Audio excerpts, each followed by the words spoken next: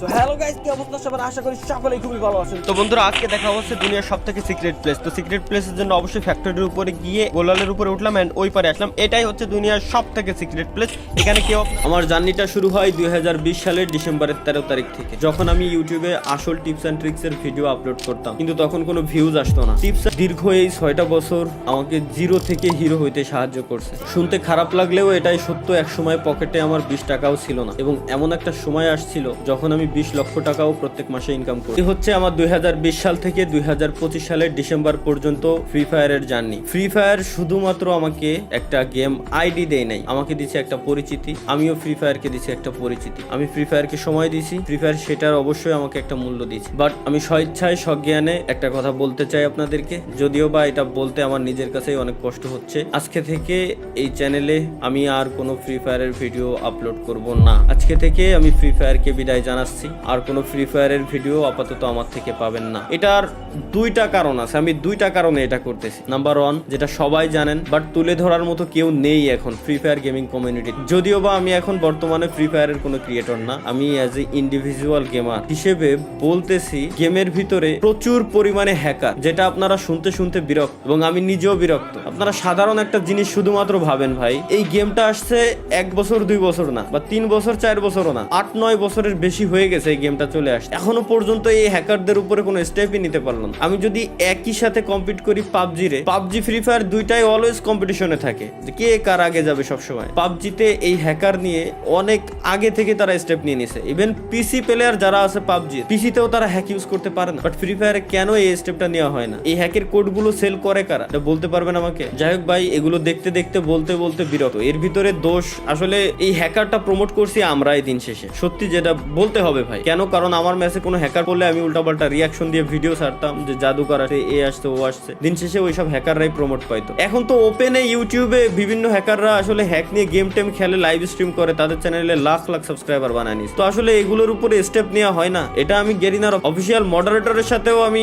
এই ব্যাপারে কথাবার্তা বলছিলাম, এবং তাদেরকে আমি পার্সোনালি ওইসব হ্যাকারের চ্যানেলের লিঙ্ক পর্যন্ত দিয়ে আসছি, পেজের লিঙ্ক পর্যন্ত দিয়ে আসছি। যখন আমি ছিলাম পার্টনারশিপে, তখন তাদের উপরে তারা স্টেপ নিয়েছে, কয়েকজনের উপরে স্টেপ নেওয়া হয় নাই। মাঝে মাঝে গেরিনা অফিসিয়াল পেজ থেকে পোস্ট করে যে আজকে 6 লাখ হ্যাকারের আইডি ব্যান হয়েছে, কালকে 5 লাখ হ্যাকারের আইডি ব্যান হয়েছে। বাট কই ভাই, এখনো পর্যন্ত পার্মানেন্ট কোনো সলিউশন তো দেখলাম না। আইডি ব্যান তো পার্মানেন্ট ডিরেক্ট কোনো সলিউশন না। গেম খেলা অবস্থায়, গেমে থাকা অবস্থায় আপনি ডিরেক্ট ব্যানের কোনো স্টেপ কেন নেন না? আপনারা কেন করতে পারেন না? এত বছর হয়ে গেল, এই গেমটারে কি কাস্টমাইজ করতে পারেন না? গেমে কি শুধুমাত্র নতুন নতুন স্কিন, গান স্কিন, এটাই কি? এভাবে কি গেম চলবে? কোনোদিনও চলবে না। তো যাই হোক, পয়েন্ট নাম্বার 2, যেটা হচ্ছে মোস্ট ইম্পর্টেন্ট, সেটা হচ্ছে আমি আমার নেক্সট জেনারেশনের কথা চিন্তা করি। অলরেডি জেনজির পর আরো একটা জেনারেশন চলে আসছে অলরেডি। আপনি মানেন আর না মানেন, জানেন আর না জানেন, অলরেডি নতুন আরো একটা জেনারেশন আছে, যে জেনারেশন বর্তমানে ফ্রি ফায়ার প্রচুর পরিমাণে খেলতেছে। খেলুক, এতে আমার কোনো দুঃখ নাই, কোনো কষ্ট নাই। বাট একটা জিনিস আপনারা শুধু একটু ভাবেন, পয়েন্টগুলো জাস্ট নোটিস করেন।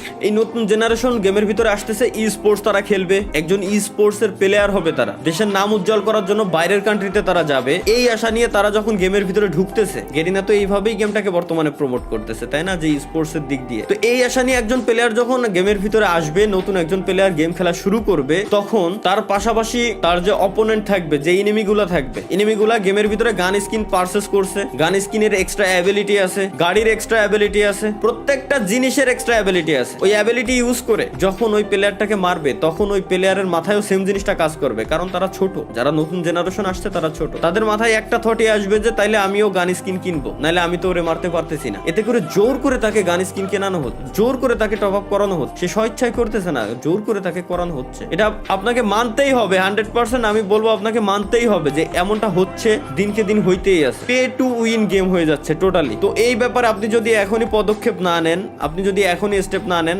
আপনার ভবিষ্যৎ প্রজন্ম টোটালি শেষ, টোটালি ধ্বংস হয়ে যাবে। এবং আমি আরো একটা কথা বলে দিই, আমি জানি আমার এই কথাগুলো বলার পর, এই ভিডিওটা পাবলিশ করার পর, গেরিনা হয়তো অন্য কোনো ক্রিয়েটর বা আদার্স যত ক্রিয়েটর আছে তাদেরকে সবাইকে এক জায়গায় করে কোনো ইভেন্টের আয়োজন করে আবার হাইপ ক্রিয়েট করে দিবে। আমার এই কথাগুলো তারা মাথা থেকে জেনে ফেলবে টোটালি। বাট আমি, আপনারা যারা অডিয়েন্স আছেন, আমি আপনাদেরকে বলবো যে এই ব্যাপারে আপনাদের স্টেপ নেওয়া উচিত। যারা সিনিয়র আছেন তাদের এই ব্যাপারে স্টেপ নেওয়া উচিত, না হলে ভবিষ্যৎ প্রজন্ম টোটালি ধ্বংসের মুখে চলে যাচ্ছে এবং ধ্বংস হয়ে যাবে। জোর করে একজনকে দিয়ে টপ আপ করানো হচ্ছে, সে টপ আপ করতেছে, তারপরেই না সেই গেমে জিততে পারতেছে। বুঝতে পারতেছেন? এখনো বুঝেন নাই? আমি আরো একটু ক্লিয়ার করে দেই। একটা ই স্পোর্টস এর প্লেয়ার হওয়ার জন্য মিনিমাম তাকে 3 থেকে 4 মাস মিনিমাম তাকে গেম খেলতে হবে, কিছু না হলেও 3 থেকে 4 মাস তো খেলাই লাগবে তার গেম। তো 3 থেকে 4 মাস সে যখন র্যাঙ্ক ম্যাচ খেলবে, তাকে যখন সার্ভাইভ করতে হবে, মাস্ট বি র্যাঙ্কের ভিতরে তার যাওয়ার জন্য গান স্কিন নেওয়াই লাগবে, গানের এক্সট্রা অ্যাবিলিটি তার নেওয়াই লাগবে, মাস্ট নেওয়াই লাগবে। এছাড়া সে গেমে কোনোদিনও উইন হয়ে আসতে পারবে না। তারপরেই তাকে স্পোর্টস এর উপরে যাইতে হবে, স্পোর্টস এর উপরে ফোকাস দিতে হবে। আমি মানলাম টুর্নামেন্ট খেলার জন্য কোনো গান স্কিন লাগে না, টুর্নামেন্টে গান স্কিনের কোনো অ্যাবিলিটি নেই, এটা আমি মানতেছি, কিন্তু ওই পর্যন্ত যাওয়ার জন্য একটা প্লেয়ারের যে 3 থেকে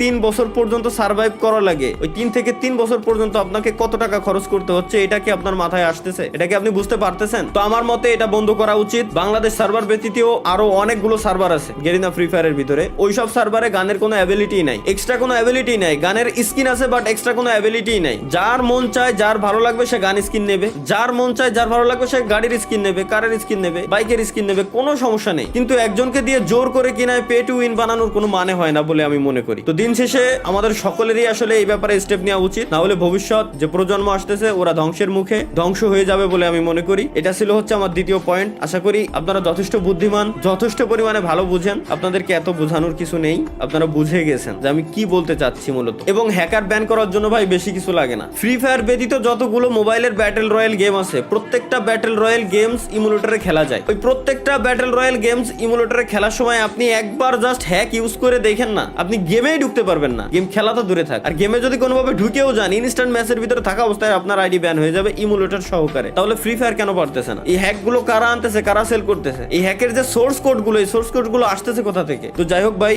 যদি কোনোদিনও এগুলো ঠিক হয় তাহলে আমি হয়তো ব্যাক করতেও পারি, তাছাড়া আমি আর ফ্রি ফায়ারে থাকতেছি না।